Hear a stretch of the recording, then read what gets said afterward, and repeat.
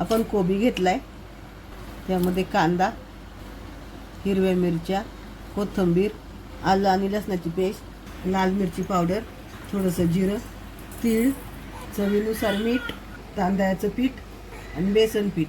आता आपण मिक्स करून घेऊया पाणी न घालता.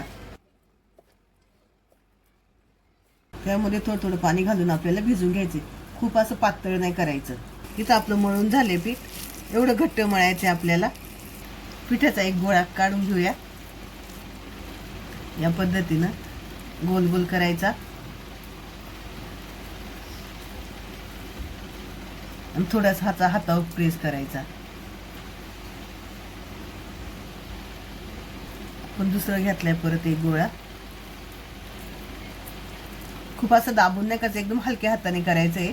खूप दाबायचा नाही गोळा आणि हलक्या हाताने प्रेस करायचं आहे फक्त असा.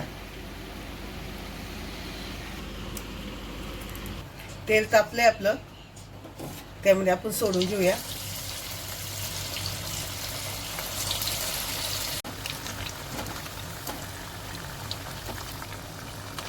आपण उलटून घेऊया.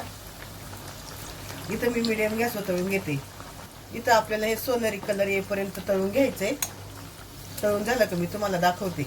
आपल्या छान दोन्ही साईडने सोनेरी कलर आलाय. आता आपण काढून घेऊया. किती सुंदर दिसतात बघा.